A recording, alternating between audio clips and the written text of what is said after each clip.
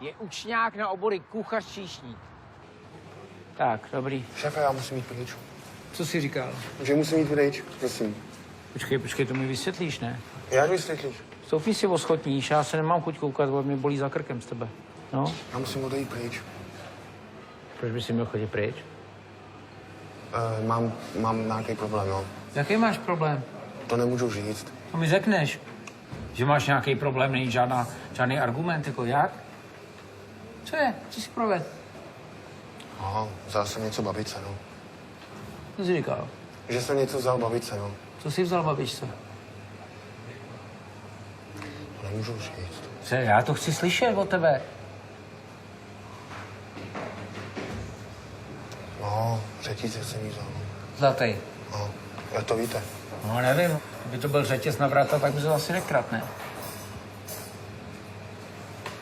Takže si ukradl si zlatý řetízek, ty hovado. A co jsi s ním udělal?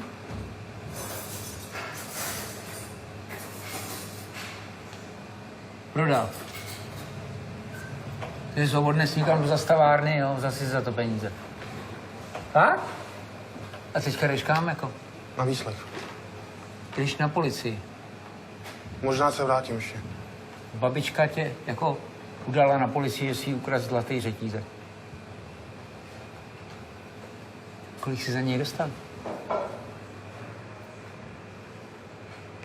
Částku už nevím. Nevíš? Tak to víš, ne, jestli to byl 1 milion nebo 2, ne? To ne. No. To míň. Míň, jo? Škoda, vi? A co jsi udělal s těma penězma? Automaty?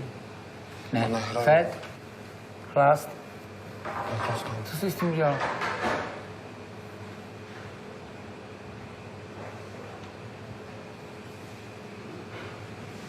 Co jsi s tím udělal, mi řekni.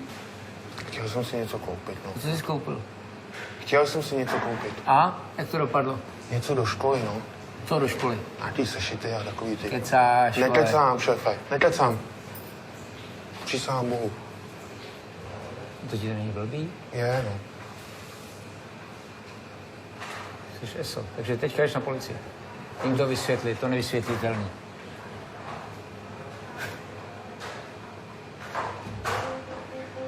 Ach jo. Tamhle za náma je učňák na obory kuchař číšník. Ach mi vyprávěj o tom tvým dramatu, jak to dopadlo. Dopadlo to tak, šéfe, že jsem to omylem dal do jiného hrníčku. Oni mě volali. Co jsi omylem dal kam? Do jakého hrníčku? Omylem z jiný... Ten řetízek jsem dal omylem do jiného hrníčku. Ten, co si ukradl, si dal omylem do jiného hrníčku. Jo. Já ti vůbec nerozumím, ale... No, protože já jsem tam slyšel hluk, někdo tam šel po schodech.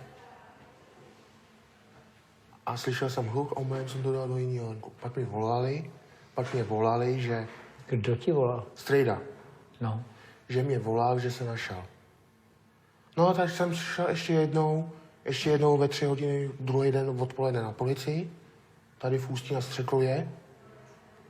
Ano, a se psali se mnou protokol a uzavřeli to už, no. Že se to našlo a že všichni se mi umluvili. Jak babička, táta, strejda a kamarádi. Ale teď jsi mi říkal, že jsi ten řetízek ukradl, ty pako. To neukradl. Ne. Já jsem ho omylem, šéfe, se vám moc omlouvám, že jsem vám kecal. Dal jsem ho omylem do jiného hrníčku. Slyšel jsem hluk. No, tak jsem ho strčil do jiného hrníčku.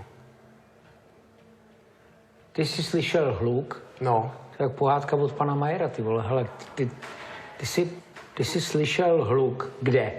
No, že někdo šel po schodech. Takže ta story je taková, že ty jsi přišel, chtěl si ukrát ten řetízek. A hned jsem zároveň slyšel hluk. Takže tě vyplašil někdo při tom činu.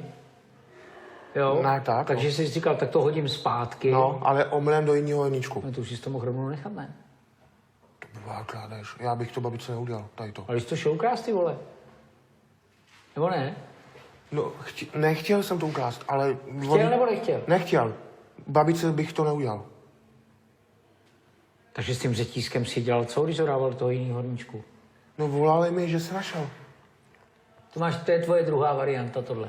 Pak jsem jednal s tátou o tom, 3 hodiny, 4 hodiny, mě vrtal do hlavy, kde je ten řetízek. A pak jsem mu taky řekl pravdu. Ne, teda, že je to strejda, že se našel ten řetízek. To je jako můj prastrejda a strejda mýho táty. Ano. Chápete to? Že to je můj prastrejda. No, nemůžu úplně říct, že bych to chápal. Ale... Kdybyste byl jako můj strejda, prastrejda. Ježiš, to znání nemusí být. Já vám to dávám jenom příklad. No. No, a můj táta by váš byl jako pravý synovec. Jo, takhle. No, takže byste zavolal mýmu tátovi. Pane šéf, ale nesmějte se, prosím. Ty mě zabiješ. Já vám to říkám jenom příklad. Jo, jasně. Jo. No, kdybyste byl jako strejda mýho táty a můj prastrejda, tak byste mu to zavolal a byl jste by taky v klidu. Úplně rudej jste. No, protože se musím smát, ty vole. Mě stydno za tebe. Ale ne, vy jste dobrý. Myslíš, že jsem OK, jo? Jo.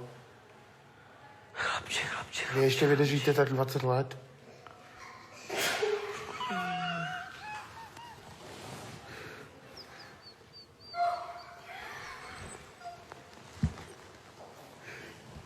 Tady se nedá pracovat, jo.